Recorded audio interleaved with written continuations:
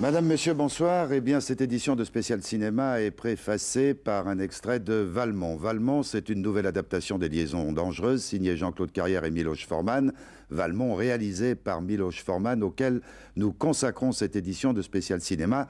Miloš Forman, bonsoir. Et ce Valmont va sortir sur les écrans en Suisse le 7 décembre. Je précise que, naturellement, vous pourrez le voir en version française. Là, c'était la version originale en anglais. Miloš Forman, c'est un grand plaisir que de vous accueillir. D'abord parce que je vous ai toujours vu entre deux portes, que ce soit pour Vol au-dessus d'un nid de coucou ou Amadeus, que nous allons diffuser dans quelques instants, qui est votre film record au niveau récompense, 8 Oscars, je crois, malgré une critique américaine désastreuse et épouvantable. Décidément, ils ont de la suite dans les idées. Alors, nous parlerons bien entendu de cette brillante carrière américaine. Nous évoquerons, non pas par souci de nostalgie, votre carrière tchèque, qui a quand même été marquée par des films importants comme L'As de pique, Les Amours d'une blonde, Au feu les pompiers. Et puis, je ne pourrais pas ne pas vous interroger sur les événements qui, depuis quelques jours, se déroulent en Tchécoslovaquie et qui marquent évidemment un virage dans l'histoire ô combien turbulente de ce pays. Voilà, ça, tout ça en deuxième partie. Alors, on va parler tout de suite d'Amadeus. Je disais, record d'Oscar et une critique à la sortie du film. Le film est sorti en 1984 et une critique américaine épouvantable. Il vous aime pas, la critique américaine ? Non, je ne crois pas que c'est personnel, non, il n'y a pas de raison. Non, je crois qu'il y a certains puritanismes avec certains critiques américains. Ils n'aiment pas... Ils aiment les choses blanc-noir. Ce sont deux couleurs qui l'excitent. Ils ne sont pas assez décadents encore comme Européens, qui trouvent que blanc et noir n'est pas la couleur le plus excitante de tous, qu'il y a l'arc-en-ciel entre deux. Non, écoutez, personne n'est pas préféré à la maison. Hein. Quand j'étais en Tchécoslovaquie, je faisais mes films là-bas, j'étais attaqué violemment là-bas et applaudi en Amérique. Maintenant, je suis attaqué en Amérique et applaudi en Tchécoslovaquie. Comme c'est bizarre, n'est-ce pas? Est-ce qu'il y a... Alors, cela semble supposer qu'il y a encore un puritanisme en Amérique très très fort. Et d'ailleurs, il y a une preuve tout à fait anecdotique. L'affiche de Valmont, votre nouveau film dont nous allons parler, que l'on pourra peut-être voir, que Jean Quarantino va nous montrer, cette affiche est pour l'Europe, mais pas pour les États-Unis. C'est une autre affiche. Elle aurait choqué. Oui, l'affiche n'était pas acceptée pour des raisons morales. Bon. Alors...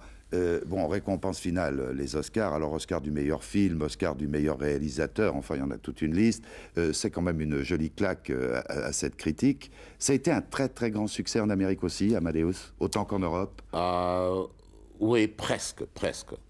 C'était, de mon avis, c'était un tout petit peu plus succès en Europe, mais c'était assez bien. Je ne me plains pas. Plus que Vol au-dessus d'un nid de coucou? Non, le Vol au-dessus d'un nid de coucou était plus succès en Amérique. C'est aussi un thème très américain. Hein. Et le livre de Ken Kesey était sort of underground. Marginal. Parmi les étudiants dans les universités. Bon, on évoquera l'histoire de tout à l'heure de Vol au-dessus d'un nid de coucou. C'était un livre baudy que personne ne voulait. Kirk Douglas a eu l'occasion de m'en parler d'ailleurs, parce que c'était un sujet qui lui tenait beaucoup à cœur, et c'est son fils Michael qui l'avait produit. Mais on revient à Amadeus. Alors c'est bizarre comment peut naître un film. Vous êtes à Londres, et votre agent vous dit écoute, viens au théâtre avec moi ce soir, on va voir quelque chose. Hein. C'était la pièce Amadeus. Oui, j'étais là-bas pour faire le casting pour Ragtime. J'avais des gens dans la chambre. Mon agent m'appelle. Je suis à Londres. Est-ce que tu veux voir le théâtre le soir? Je disais oui. Je n'ai pas même demandé quoi voir. Et c'était mon chance. Parce que s'il m'a dit que c'est une pièce sur Mozart, je peut-être disais non. Parce que j'ai vu plusieurs films sur les compositeurs. Ce sont des films tellement ennuyants. Alors, bon, finalement, je suis dans le taxi, j'apprends, on ne sort pas de taxi qui roule, hein. Alors, je suis dans le théâtre et je n'ai pas cru mes yeux. Quel drame fabuleux, quel caractère, quel personnage, quelle intelligence de l'écrivain. Qu'est-ce qui vous a séduit? C'est surtout le personnage de Salieri, au départ? Ah, c'est la combinaison des choses. Au départ, c'était d'abord j'étais choqué par la rue de Mozart. Le rire. Le rire, quand il a rigolé. Oui. Parce que dans un coup, cette marbre statue au piédestal descendue est devenue humain pour moi. Et c'est quelque chose qui... Très souvent, l'amour commence avec des petites choses comme ça. Hein. Et vous avez une définition pour... D'abord, vous dites que c'est pas Amadeus, il faut préciser que c'est pas une biographie au sens terme de biographie de Mozart. Vous avez une définition formidable, vous dites c'est un thriller. Mais oui, parce qu'il s'agit de meurtre, il s'agit de jalousie, il s'agit des conflits qui sont toujours dans les thrillers. Oui, oui, oui. Non, c'était, écoutez, ça serait stupide, je n'étais pas intéressé de faire la biographie, parce que la biographie, c'est la sommaire des faits. Mais la drame, c'est la sommaire des esprits des effets. Et on est beaucoup plus libre, on peut faire des fantaisies. Hein. Alors vous allez révéler au monde entier un acteur formidable avec cet Amadeus, qui avait d'ailleurs auparavant une carrière théâtrale, mais pas connu sur le plan mondial, c'est Murray Abraham, qui joue Salieri et qui est tout à fait étonnant. Vous avez tourné une grande partie du film à Prague, ça se passait donc en 1982 ou 3, oui. Le repérage, oui. Et vous n'étiez pas retourné en Tchécoslovaquie depuis votre départ, qui s'est situé en 67-68. 68. En 68. Et vous avez choisi Prague parce que vous dites, je crois que c'est la seule ville où on peut placer sa caméra de n'importe quelle façon, tout est intact. Oui. Oui. Grâce à inefficiency de régime communiste, le passé est préservé très très bien. Oui, et vous dites aussi que les habitants des pays d'Europe centrale ont du talent pour porter le costume d'époque. Ah, ça, je ne sais pas, ça, je ne peux pas dire, mais écoutez, c'était très... Je vous dis une chose. Quand on est entré au théâtre de Thiel à Prague, avec les acteurs et avec Peter Schäfer, qui est l'auteur de la pièce. L'auteur de la pièce est Tom Hals qui joue Mozart. Le théâtre de Thiel, c'est le théâtre où Mozart en personne a dirigé la première mondiale de Don Giovanni. Écoutez, j'ai vu un impact sur les acteurs, sur le chef. Schäfer a commencé à pleurer. Alors, de tourner le film sur Mozart, dans les rues où Mozart se promenait, était une provocation, une inspiration pour tout le monde qui a travaillé sur le film. Ils ont apporté quelque chose sur l'écran qu'on ne peut pas définir. La chose la plus simple, c'est qu'on va voir tout de suite cet Amadeus. Nous nous retrouvons en deuxième partie pour évoquer bien entendu Valmont, qui est le nouveau film, le dernier bébé, qui va arriver sur les écrans le 7 décembre. Alors, nous regardons Amadeus, réalisation de Miloš Forman, un record d'Oscar à Hollywood, 8 au total, et un vrai plaisir, avec une très très grande scène, dont, entre autres, dont nous reparlerons avec Miloš Forman après la diffusion du film. Bonne soirée à tous.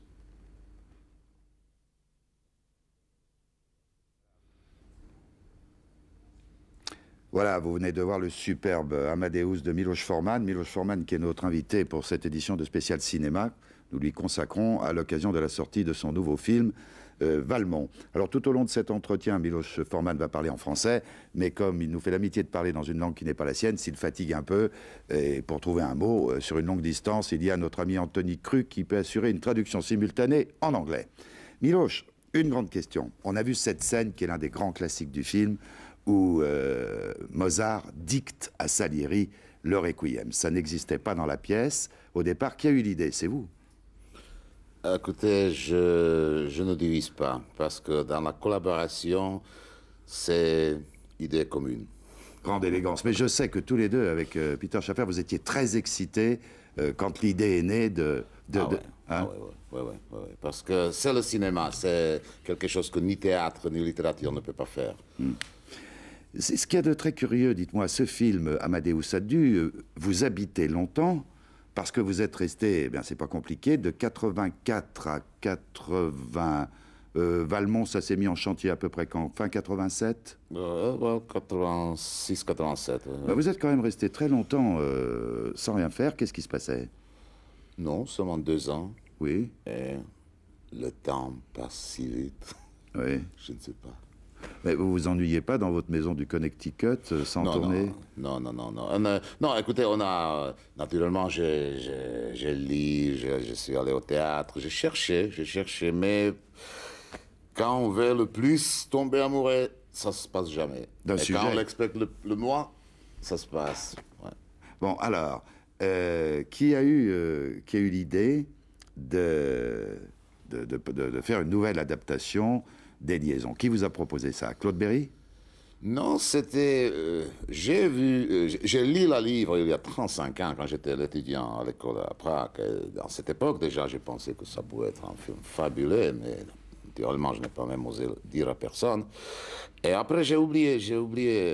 Et dans un coup, il était une résurrection de l'intérêt des Liaisons dangereuses, la pièce de théâtre à Londres, oui. La pièce allemande. Alors, je relis le livre. Et j'étais surpris comment mon mémoire est différent de ce que je me rappelais de cette époque quand j'ai lu le livre 35 ans. Et de ce moment, j'ai continué à penser à ça. Un jour, je me suis trouvé amoureux de ce sujet. Bon, alors il faut préciser que le livre s'est adapté du livre de Laclos. C'est une correspondance entre les principaux personnages de cette histoire et qu'il est vrai qu'on pourrait faire 10 adaptations des Liaisons. Il y a eu un film précédent de Stephen Frears qui est sorti il y a quelques mois. On peut faire 10 adaptations avec 10 partis pris différents, tant le livre est riche. Mais je crois que vous avez trouvé à la relecture du livre les personnages principaux, qui sont 4, plus méchants que votre souvenir ne le traduisait, non? Non, écoutez, c'est la fascination du livre, c'est que c'est un livre dans la forme des lettres. Et naturellement, vous pouvez interpréter des lettres de tellement de façons. Quand je veux vous écrire en lettres, je écris seulement ce que je veux que vous lisez. Je écris et décris des choses la façon que je veux que vous les voyez. Alors je cache certaines choses, j'exagère les autres et tout ça. Mais qu'est-ce qui est derrière les lettres? Qu'est-ce qui se passait vraiment avant que les lettres aient été écrites? Ça vous donne une possibilité énorme d'interpréter. Et ça, ce qui était fascinant pour nous, c'était très amusant aussi. Bon, c'est un travail avec Jean-Claude Carrière, qui travaille avec les grands cinéastes, il a bien raison, après tout c'est mieux. Alors, on va simplement... faut dire que le livre a fait scandale lors de sa parution au XVIIIe siècle, que Laclos n'était pas un écrivain professionnel, que c'était un militaire, mais qui avait beaucoup de loisirs dans sa garnison, et il a écrit ses Liaisons dangereuses. Alors, mettons les personnages principaux en place. Il y a Madame de Merteuil, qui est un petit peu celle qui tire les fils, comment dirais-je, des autres. Il y a Valmont, qui est un jeune homme beau, séduisant, libertin. Il y a une innocente qui est très jeune, qui a 15 ans, qui sort du couvent, qui est Cécile. Et puis, il y a la femme vertueuse, exemplaire, la femme mariée, qui ne dévie pas de la route, qui est Madame de Tourvel. Alors, premier parti pris du metteur en scène, enfin des adaptateurs et du metteur en scène, ces personnages, contrairement à ce que l'on a vu, sont très, très jeunes, sont jeunes tous. C'est-à-dire qu'ils sont dans l'âge réel du roman de Laclos, enfin de la correspondance de Laclos. Hein. Ça se situe entre quel âge et quel âge? 15 ans pour les plus jeunes. C'est 15 ans, d'enseigner à 17 ans. Tourvel, d'après le livre, à 22 ans. Et Valmont Merteuil, pas encore 30. Oui. Alors, ce qui peut donner l'impression, mais c'est peut-être là où entre en jeu la perversité de Jean-Claude Carrière et de Miloš Forman, qu'en fonction de cette jeunesse, on pardonne plus et les personnages paraissent moins méchants qu'ils ne le sont en réalité, ce qui n'est évidemment qu'une apparence. Non, écoutez, si les mêmes choses, et ils font des choses terribles l'un à l'autre, si les mêmes choses sont faites par les gens de 35, 40, 45 ans, c'est beaucoup moins intéressant de mon avis, parce que les gens dans cet âge sont responsables pour ce qu'on fait. Ils sont méchants. Mais quand il est jeune, quand il est juste sorti de l'adolescence, ou pas encore réussi d'être adolescent comme Cécile, alors c'est beaucoup plus compliqué, beaucoup plus intéressant. Beaucoup plus pervers aussi. Ah, si vous voulez pervers, bon... Ah bah oui, on va employer le mot. Bon, alors, première instantanée de cette version des Liaisons dangereuses de Miloš Forman, je pense que vous serez d'accord, ce qui se dégage du film, c'est d'abord la jeunesse. Je crois que c'est très important d'insister. Et nous allons voir tout de suite un premier extrait de ce Valmont qui sort sur vos écrans le 7 décembre. Oui, alors, ce qu'il y a aussi de très machiavélique, c'est que le film donne une impression de légèreté. On vient de voir tous les protagonistes du film comme ça, qui pourraient laisser supposer que c'est un agréable divertissement. C'est d'ailleurs un divertissement, mais qui cache bien des choses. Alors, je veux qu'on s'arrête, Miloš Forman, sur une chose très importante, c'est votre distribution, la recherche des interprètes principaux. Le casting, comme on dit en Amérique. Alors, ça, je crois que ça a été un travail immense et une très, très longue recherche. Oui, de mon avis, la distribution, les gens sur l'écran sont si importants que le scénario. Parce que finalement, ce sont les gens sur l'écran avec qui je vais l'audience identifier, s'amuser. Alors, c'est beaucoup mieux s'ils sont des gens intéressants, intrigants, que les gens ennuyants. Oui, j'ai interviewé plus que 1000 personnes. 1000 personnes? Oui. Dans le monde entier? À Los Angeles, à New York et à Londres. Et ça serait un miracle si on ne trouve pas des bons parmi 1000. Ah, mais alors vous allez me dire, parce qu'il faut les rendre célèbres, hein, ils vont l'être avec le film. Madame de Merteuil, le nom de l'actrice qui est si belle, c'est... Ouais, c'est Meg Tilly. Madame de Merteuil, oui. Annette Bening. C'est une actrice très peu connue parce qu'elle a dépensé beaucoup de temps en jouant théâtre à San Francisco, à Denver et les 3 ans derniers à New York. Elle est aussi belle de près que sur l'écran? Elle est encore plus belle. Aïe, aïe, aïe, aïe. Bon, Madame de Tourvel, magnifique aussi. Madame de Tourvel est assez connue. Meg Tilly, elle devait jouer Constance, la femme de Mozart, originalement. Mais malheureusement, elle se blessait tellement gravement qu'elle n'a pas pu travailler. Ce n'était pas la distribution de charité pour la... prendre pour Valmont. J'ai interviewé, j'ai fait des essais avec 12 jeunes filles pour cette rôle, mais j'étais très heureux qu'elle était, de mon avis, la meilleure. Alors, je crois que ce qui était très difficile, car vous aviez une idée très précise pour Valmont, car un physique, évidemment, peut complètement trahir ce qu'était le personnage pour vous. Et je crois que ça a été difficile, Valmont. Valmont, c'était difficile parce que vous devez croire que cet homme est très élégant, très charmant, très intelligent, éloquent. De l'autre côté, il faut croire qu'il peut faire des choses affreuses, qu'il est cruel, qu'il peut être, comment est-ce qu'on dit, merciless, ruthless. Oui. Sans pitié. Et aussi, il faut que vous croyez qu'il peut tomber amoureux. Oui, ce qui se passera. Je voudrais savoir, entre le moment où vous avez écrit avec Jean-Claude Carrière les traits principaux de ces personnages principaux du film, et ce qu'amène l'acteur, justement, avec son physique, avec sa présence sur l'écran, est-ce que vous, au fur et à mesure, quand vous tourniez, en fonction des acteurs, des actrices, vous aviez une plus grande compréhension, ou une compréhension différente des personnages de Laclos entre le papier et l'image? Ah, mais oui. Oui, parce que d'abord, il y a ici Laclos, mais Laclos, ce qu'il a écrit, parce que les personnages dans le livre se décrivent eux-mêmes. Ils ne sont pas décrits par personne d'autre, par d'eux-mêmes. Si moi, je décris moi aux gens, vous ne me reconnaîtrez pas. Hein. De l'autre côté, il y a mon interprétation de caractère, mais la chose la plus importante, c'est quand les acteurs viennent. Parce que j'aime beaucoup que l'acteur ne m'apporte pas seulement le talent et le acting, mais aussi sa personnalité. Et dans ce moment, dans un coup, le caractère commence à vivre la vie un peu différent qu'on a imaginé avant. Et ça, c'est très excitant. Vous laissez cette marge de liberté à la création de l'interprète? On prend le risque, parce que si on choisit bien les personnalités des acteurs, prendront les changements qui sont encore mieux qu'on a pu imaginer. Si on fait des choix mauvais, le résultat serait pas trop bon. Et on le voit ça, Miloš, au montage final ou au fur et à mesure, après chaque jour, avec les rushs? On voit à peu près moitié. On peut juger à peu près moitié si les choses vont bien. parce que vraiment, on voit seulement la vie sur l'écran quand on commence à mettre les choses ensemble. Et je dois vous dire, c'est pas pour faire des compliments, parce qu'ils ne m'entendent pas, la plupart des acteurs, j'ai trouvé dans la salle de montage qu'ils sont mieux que je pensais. Formidable.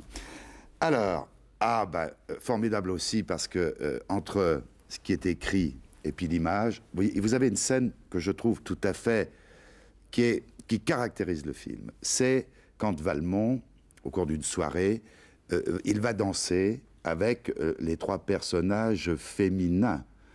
Et à la façon dont Valmont danse, on comprend tout à fait les rapports qu'il a avec chacune de ces femmes. Alors ça se trouve à quel moment, ça, pour le metteur en scène? C'est pas à l'écriture, c'est à quel moment que cette idée qui est plus explicite que 20 phrases ou 40 phrases de dialogue naît? On n'était pas tellement excités quand on écrit ça. On a pensé, oui, ça serait pas mal, parce qu'on ne parle pas, on voit quelque chose visuellement, ça serait beau. Mais quand Neville Mariner a choisi des morceaux pour chaque femme de la musique, on a senti, on a quelque chose ici à dire des caractères, des relations, de tout ce qui se passe parmi ces gens. Et de ce moment, bon, on se concentrait. On a pris un très bon chorégraphe qui comprend le 18e, et on se concentrait que faire en grande scène. C'est un immense travail, hein, ça, cette scène-là. Ah, mais oui, écoutez, ils ont pratiqué. Seulement les acteurs, combien de heures ils ont pris d'apprendre à danser ces danses, hein? On verra la fin de cette danse. Si vous voulez la voir complètement, il faut aller voir le film. Voici donc un extrait encore de Valmont, de Miloš Forman. Voilà, vous n'avez pas vu la danse, eh bien, il faudra la voir sur grand écran. Et je précise quand même que le petit écran, avec ces extraits, ne restitue pas toutes les subtilités de la photo de ce film magnifique. Miloš Forman, il y a un parti pris tout de même de la part des adaptateurs, c'est-à-dire de Carrière et de vous, c'est que c'est beaucoup centré, c'est le fil rouge, je dirais presque, puisqu'il faut faire un choix, sur Cécile, la plus jeune. Le film commence, elle est au couvent, au détriment peut-être de Madame de... C'est ce que certains puristes vous font remarquer, j'imagine, de Madame de Tourvel, qui est celle qui va succomber à la tentation du charme de Valmont. Donc, choix sur Cécile. Pourquoi? Parce que Cécile est le plus touchante.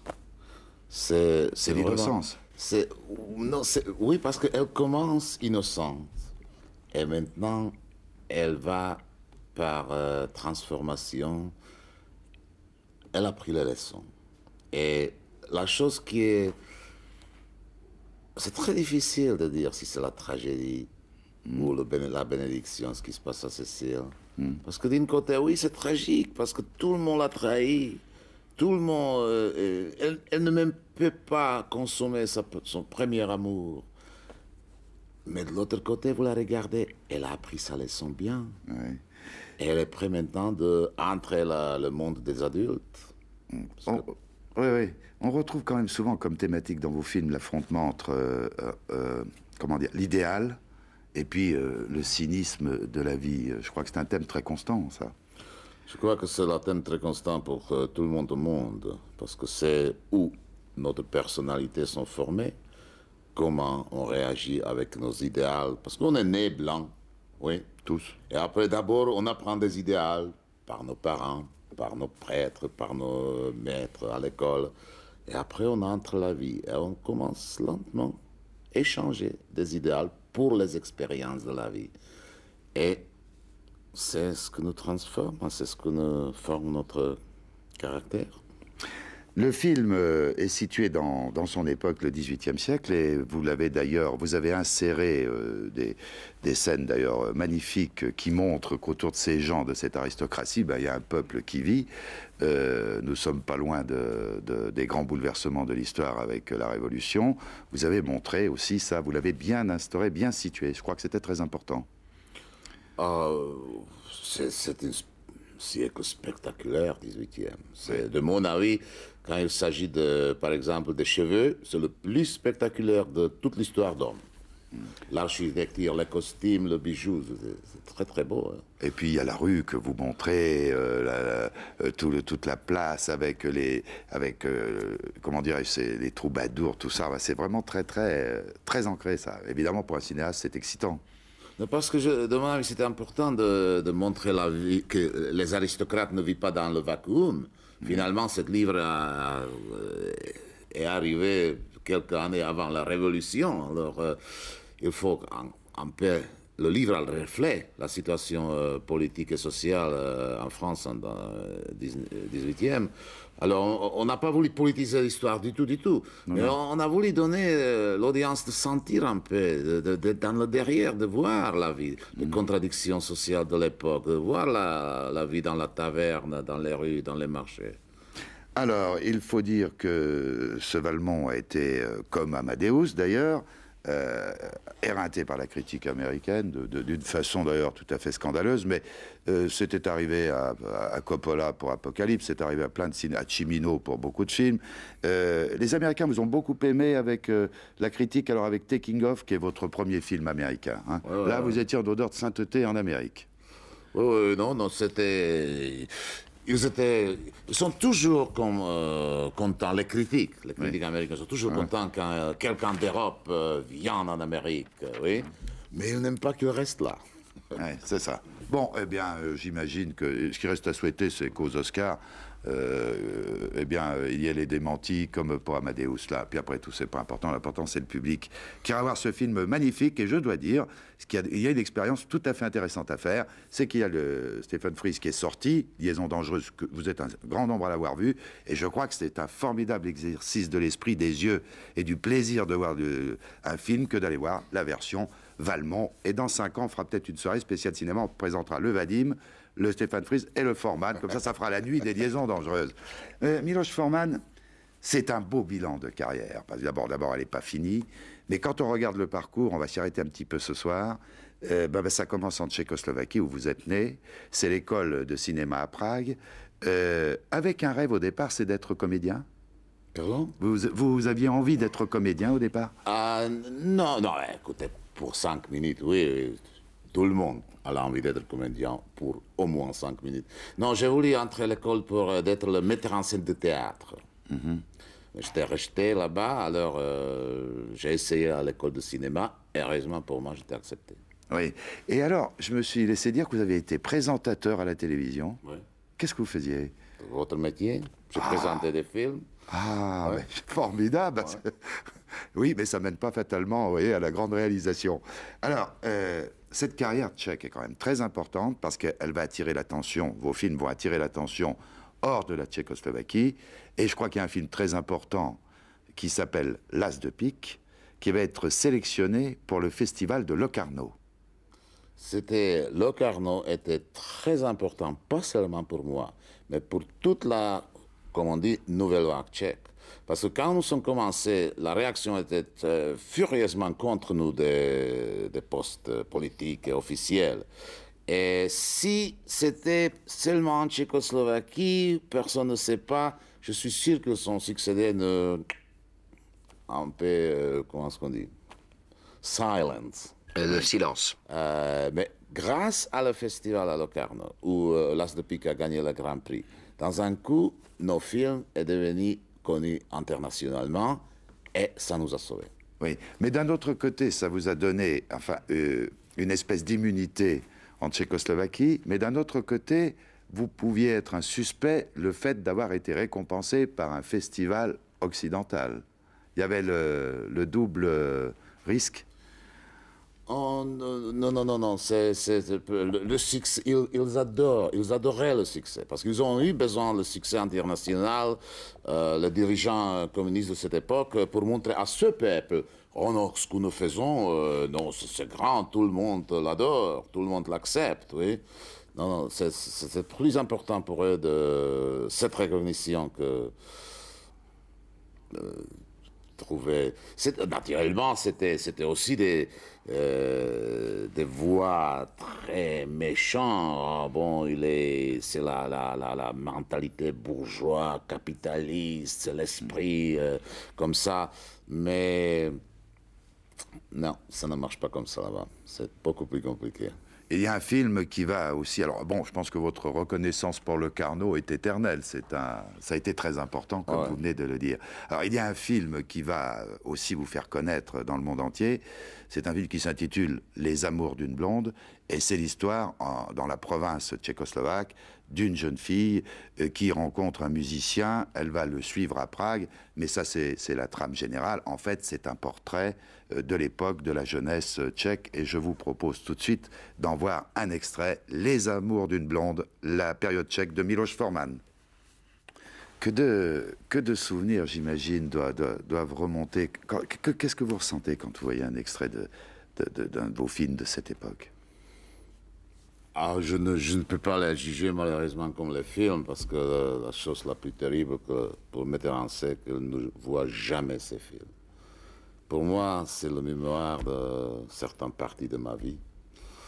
Et cette fille que vous l'avez vue, c'est la petite sœur de ma première femme.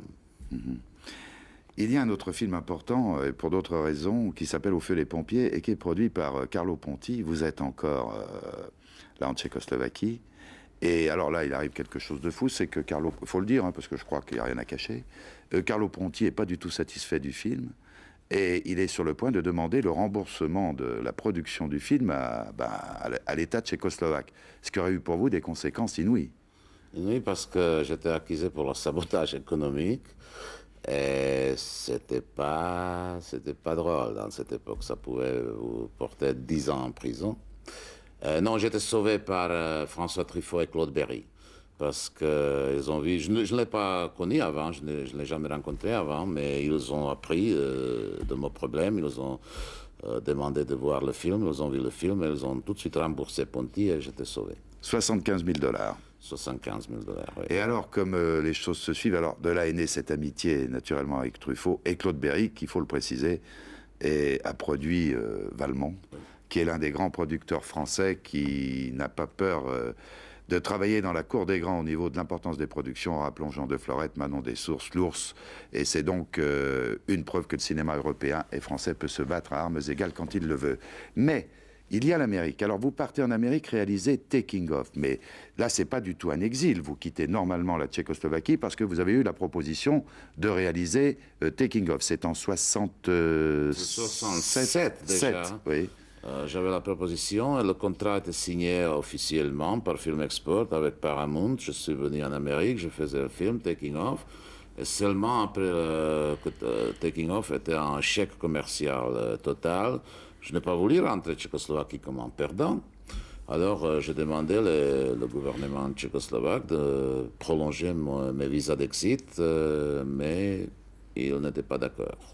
Et vous avez été déclaré indésirable en Tchécoslovaquie. Bon, alors ce qu'il faut dire, c'est que Taking Off a été un très grand succès auprès de la critique, mais alors hélas, pas un succès auprès du public, et que là a commencé pour vous une période très très très difficile. Oui, mais ce n'était pas à cause de l'échec de Taking Off, parce que j'ai entré l'époque très étrange quand transplanté dans un autre pays, où j'ai commencé à parler anglais assez bien, de penser que je comprends, mais je n'étais pas sûr.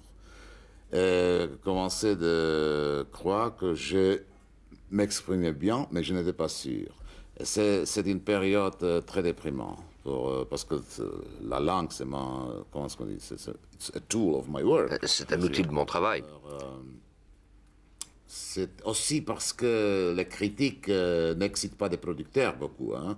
Alors, ce n'était pas beaucoup de scénarios ou de projets intéressants qui j'étais offert après Taking Off, parce que c'était un échec commercial. Alors, bon, j'étais très content et très heureux de participer dans le film sur les Jeux Olympiques en 1972. Et après, un jour, j'ai reçu un livre. Mais là, vous avez eu une période où vous n'aviez pas d'argent, c'était dur, hein, parce que là, on raccourcit cette période.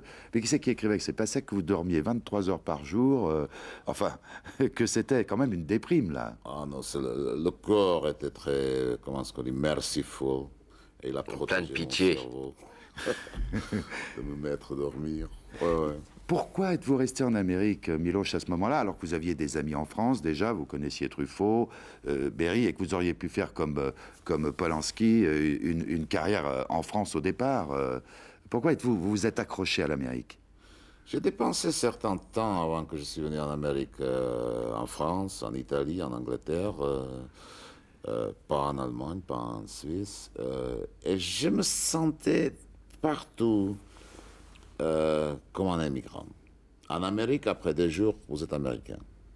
C'est beaucoup plus confortable parce que je ne voulais pas devenir un immigrant professionnel. Oui. Alors, il y a Vol au-dessus d'un nid de coucou qu'on vous envoie et vous avez beaucoup d'humour pour dire on m'a envoyé, moi on me l'a proposé parce que comme j'avais fait un échec avec Taking Off, on m'a dit c'est le moins cher des réalisateurs. Ah non, c'est pas exactement comme ça, mais il y a un peu de vérité ça parce que le studio n'a pas voulu mettre d'argent dans ce projet du tout, du tout. Alors c'était un fou indépendant, M. Solzhenitsyn et Michael Douglas, mais ils n'ont pas eu beaucoup d'argent. Alors, c'était pas possible pour eux de payer, je sais pas, Mike Nichols ou Francis Ford Coppola.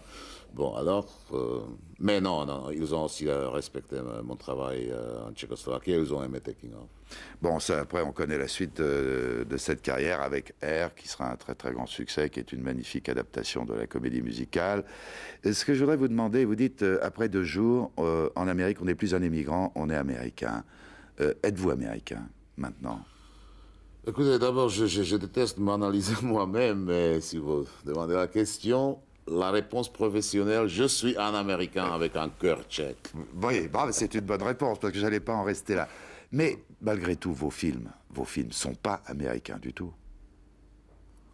C'est à vous juger. C'est pas à moi juger ça.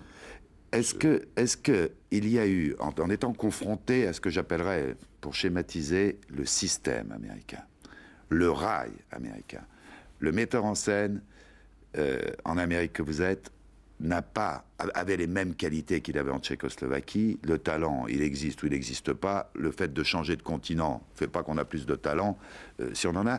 Mais qu'est-ce que est-ce qu'il y a eu, c'est très difficile, est-ce que ça a modifié votre façon de travailler, voire même votre façon d'aborder les sujets, le fait de travailler en Amérique par rapport, non pas à la Tchécoslovaquie, mais si vous étiez resté en Europe?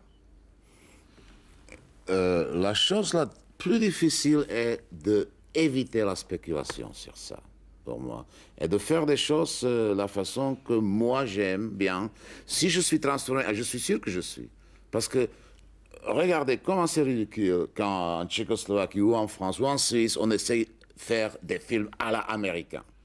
Ça serait la même façon ridicule si j'essayerais en Amérique de faire les films à la Tchécoslovaquie. On peut pas, on ne spécule pas sur ce sujet.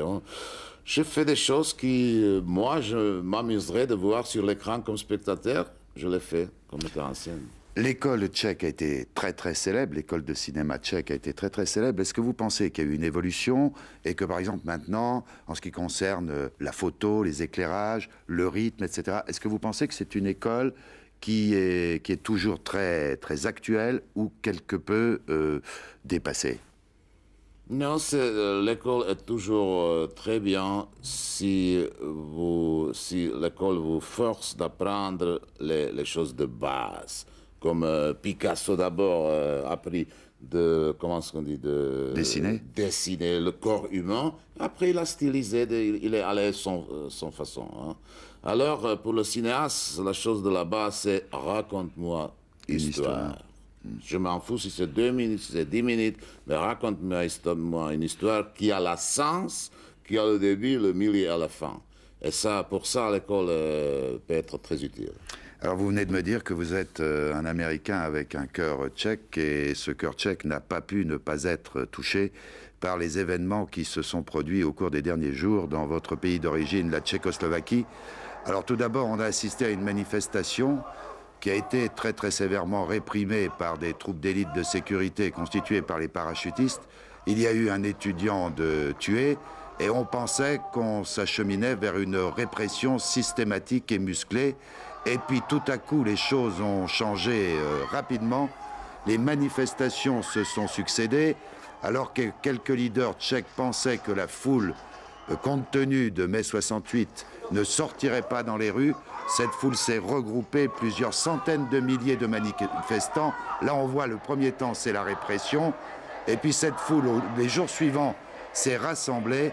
Et coup de théâtre en fin de semaine, le comité central, le gouvernement tchèque démissionnait, alors que l'on voyait revenir sur la scène politique un fantôme de 68, c'est-à-dire Alexandre Dubček, qui était ovationné à Bratislava. Vous avez ici des témoignages des gens qui ont été matraqués. Donc Dubček revenait triomphalement à Bratislava, acclamé par une foule de 300 000 personnes. Que de changements en si peu de temps et en si peu de jours. Alors j'imagine Miloš Forman, en voyant ces images, tout ce qui doit se passer dans votre cœur et dans votre tête, tout cet espoir qui semble renaître dans votre pays, parce que je crois qu'on peut toujours dire que la Tchécoslovaquie, c'est le pays du cœur. Comment vous avez ressenti ça? Bon, écoutez, c'est difficile à dire parce que la situation change maintenant chaque minute. Hein. Parce que j'ai juste parlé avec mon fils à Prague, il y a 300 000 personnes maintenant là-bas, c'est Václav Havel qui parle, c'était un nouveau dirigeant du Parti communiste qui a parlé. Et, bon, non, de mon avis, c'est le premier pas qui est très important, ce qu'ils ont fait là en Tchécoslovaquie. Mais c'est seulement le début. Les choses seront beaucoup, beaucoup plus compliquées parce que... Je vous sens très dans l'expectative. Vous êtes très prudent. Pourquoi? Parce que... c'est difficile? Écoutez, le dilemme de l'homme moderne, partout aujourd'hui, c'est où tu vas vivre. Tu vas vivre dans la jungle, tu vas vivre dans le jardin zoologique. Et vous serez très surpris combien de gens préfèrent le confort du jardin zoologique. On est dans la cage, mais on est protégé contre le loup, contre les serpents, contre les parasites. La jungle est beau, c'est beau, d'une beauté, la variété, on est libre. Mais il y a le loup, là-bas, il y a des serpents, il y a des parasites, il y a des ravines. On peut se blesser facilement. Maintenant, toutes les gens, on les voit, les Allemands de l'Est. Ils sont fascinés par la beauté de la jungle. Mais les générations accoutumées de vivre dans le jardin zoologique, et on les laisse sortir, ils s'adaptent très très mal. C'est exact. Votre métaphore se traduit clairement à travers l'exemple est-allemand où on a assisté au retour en Allemagne de l'Est d'Allemands qui avaient fui par la Tchécoslovaquie et la Hongrie et qui, confrontés au jardin zoologique occidental, pénurie de logements, logements chers, difficulté de trouver du travail, sont retournés. Est-ce à dire qu'il faudra plusieurs générations de ces peuples d'Allemagne, ces peuples d'Europe de l'Est, pour assumer justement la vie dans le jardin zoologique, c'est-à-dire notre liberté de nos pays occidentaux avec tout ce que ça comporte? Bon, écoutez, la chose la plus difficile serait d'essayer de réformer ce qui est irréformable. De faire le jardin zoologique, d'avoir semblance un tout petit peu d'un jungle. On laisse un loup libre. On apporte de douces fleurs sauvages de la jungle. Ça ne marcherait pas. Ça ne marcherait pas. Et ça durerait. Aussi, ces gens expectent demain les résultats. Demain, on aura le paradis, les magasins pleins de choses, la liberté. Non, ça va durer 10 ans, 20 ans peut-être. Donc, mais ça va se passer, ça va se passer. Optimiste, modéré. Ah mais oui, à la longue, je suis optimiste. À la cour, j'ai peur, il y aura des surprises pas plaisantes. Bon, j'imagine que si les choses se précisent et se perpétuent dans le sens dans lequel elles vont en Tchécoslovaquie, il va peut-être avoir l'envie pour vous d'y retourner. Vous y avez été pour Amadeus, et vous m'aviez dit à l'époque que pendant le repérage d'Amadeus, vous aviez fait un effort pour vous couper affectivement, parce que tout ce que ça évoquait pour vous, les racines, et de vous concentrer sur le film pour ne pas être habité par plein de choses, quoi. Non, parce que quand je suis venu pour la première fois, après 10 ans, spécialement pendant 10 ans que je n'ai pas cru que je verrais mon pays natal dans ma vie encore, c'était très émotionnel. J'ai réalisé que pour faire le boulot, il faut se couper émotionnellement, entièrement. Et maintenant, je regarde les événements en Tchécoslovaquie comme un observateur. Un observateur, oui. Observateur. Je suis pas ému, je suis pas émotionnel. Je peux analyser, je peux regarder. De mon avis, Dubček, ça serait pas la meilleure solution. Trop vieux. Non, pas trop vieux, mais si c'est peut-être le cas, s'il va essayer de recommencer où il s'arrêtait il y a 20 ans, c'est trop tard. C'est trop tard pour ça. On ne peut pas réformer le système qui ne marche pas. Exclu d'y revivre jamais en Tchécoslovaquie? Non, pas vivre. J'aimerais bien que la situation se établisse, se calme down, que je pouvais avoir un tout petit appartement à Prague, d'y aller 2-3 fois par an, pour une semaine, pour 2 mois. Ça, j'aimerais beaucoup, beaucoup. Mais je ne crois pas que... je suis tellement confortable de travailler en Amérique. Non. Miloš Forman, merci. Merci pour tous ces films et merci pour le nouveau qui est Valmont, qui sort donc sur les écrans le 7 décembre. Et puis revenez nous voir de temps en temps en Europe et continuez de travailler avec l'Europe, peut-être d'autres projets avec Claude Berry. Fin de cette édition de Spécial Cinéma. Bonne semaine à tous. Merci pour votre fidélité. Bonsoir.